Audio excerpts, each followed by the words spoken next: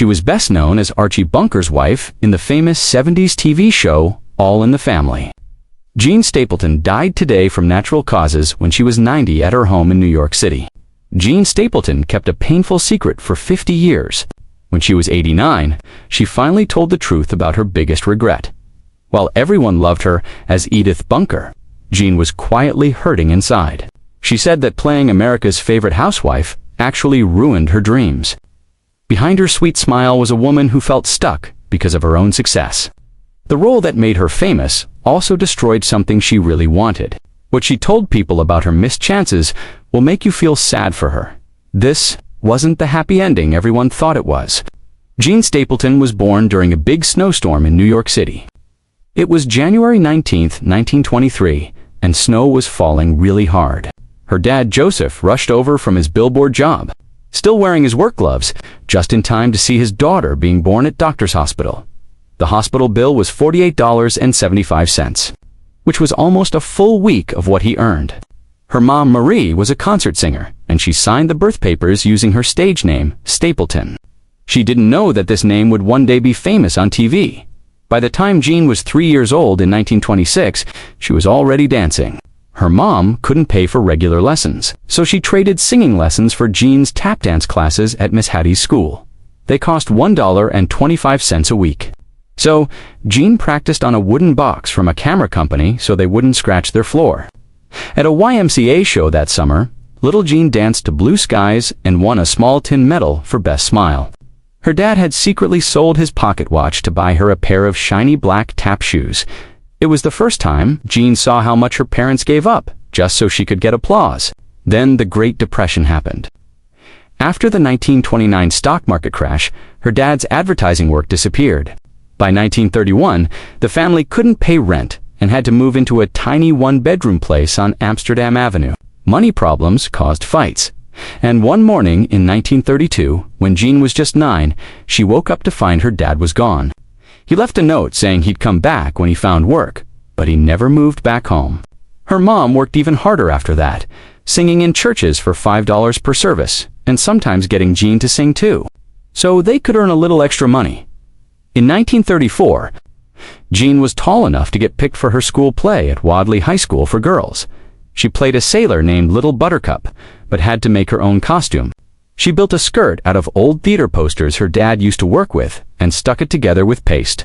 When the stage set broke during her scene, she made a quick joke that made the crowd laugh really loud. Her classmates wrote about her funny timing in the school newspaper. She started spending more time backstage, calling the prop room her little lab for making people laugh. In December 1935, Jean's mom used the family's entire grocery money to buy 2 cheap seats for a play called The Women at the 50th Street Theater. Jean was amazed. She counted 62 lights on the theater sign outside and made a promise to herself. Someday, she would be the one turning those lights on.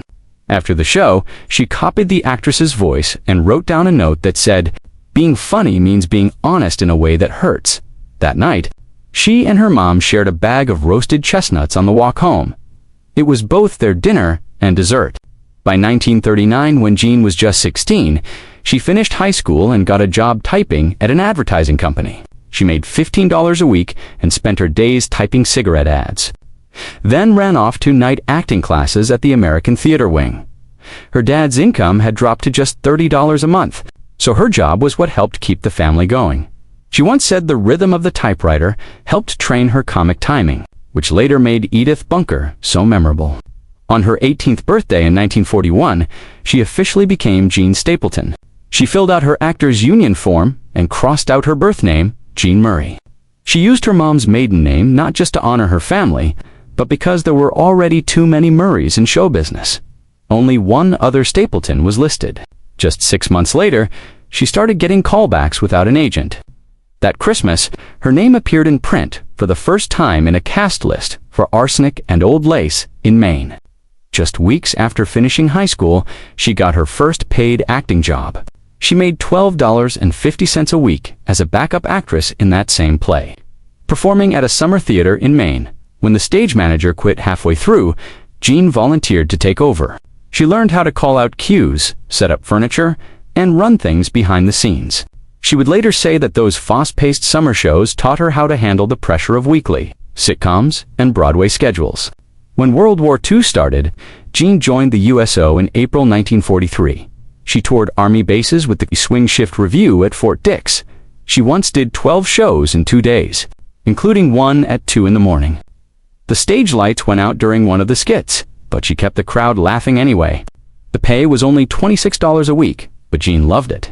The loud outdoor shows helped her learn how to make her voice carry, something that shaped the sound of Edith Bunker years later. In 1944, she went to CBS Radio and tried out for parts in their mystery shows. She won 2 small speaking roles. They paid $15 each, and the producers were amazed by how quickly she could change accents. She had practiced at home by holding a teacup over her nose to change her voice. These tricks helped her develop the nasal but warm sound that made people laugh without getting annoyed. In 1948, Jean got her first off-Broadway role in American Gothic. The reviews were mixed. One critic said her voice sounded too much like Outer Borough, New York. That comment hurt. She spent a third of her small actor's paycheck on speech lessons with Edith Skinner. After 10 weeks, she learned to control every syllable, and her director said her words now hit like piano keys. While performing in Summerstock in 1956, she met William Putch. They got married on October 26, 1957, just 3 days after she performed her 600th Broadway show. They also ran a theater called Totem Pole Playhouse, but when they checked the books, they found a $4,200 debt. That would be nearly $45,000 today. Jean put her next to Broadway paychecks into the theater's payroll. It was a huge risk, but it worked. Ticket sales that summer went up 38%, and the theater was saved. In the 1950s, casting directors often rejected her for lead roles because they thought she didn't look like a typical leading lady. One agent even told her to pluck her eyebrows and smile more. Instead of changing, Jean decided to go after different kinds of roles. Women who were tough, smart, or funny. By 1959, she had done over 600 Broadway performances and was making $350 a week, 3 times what she earned just a few years earlier. Her official Broadway debut came in December 1953 with The Summer House, right before the show. The lead actress threw a fit over a missing prop lobster. Jean stayed calm, found a rubber lobster in a coat pocket, and handed it over quietly, just in time. The show went on. She later wrote in her diary that the lesson was to keep tempers backstage and comedy on stage. Joan Stapleton's big break on Broadway came in 1956, when she was cast in a musical called Belles Arts, Ringing. It opened on November 29, 1956. At the Schubert Theater, she played a character named Sue, who ran an answering service. The lead role was played by Judy Holliday, and the show became a huge success. It ran for 924 performances until March 7, 1959. Jean wasn't a backup actress. She was part of the original cast. The songs became hits, especially Just in Time and The Party's Over, when they made a movie version in 1960. Jean was asked to return as Sue, which proved how important she had become in that role. In 1961, she took on a completely different kind of play. She acted in Rhinoceros, a strange and powerful story written by Eugene Ionesco. The play was about people in a small town turning into rhinoceros, a symbol for how people sometimes blindly follow dangerous ideas.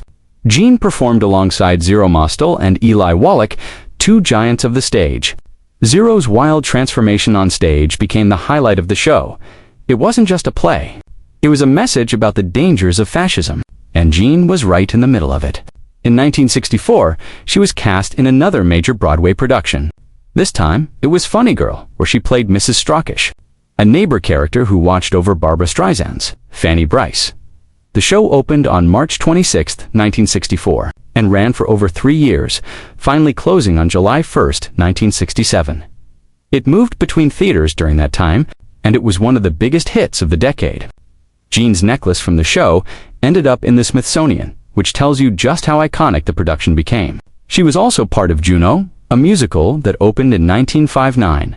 It was based on a serious play set in Ireland during 1921, during the fight for independence. Jean wasn't the lead in that show, but she was part of the cast and helped bring the story to life with traditional Irish music and dance. The show didn't last long, but it showed how versatile she could be, taking on roles that weren't always about laughter. By 1962, Jean started appearing on television. Her first role was as a strict nurse on a drama called The Nurses, that led to guest spots on many well-known shows of the time like Route 66, The Defenders, Dr. Kildare, and My Three Sons. In a 1962 episode of The Defenders, she appeared with Carol O'Connor for the first time. No one knew it then, but a few years later, they'd become one of the most unforgettable TV couples. She also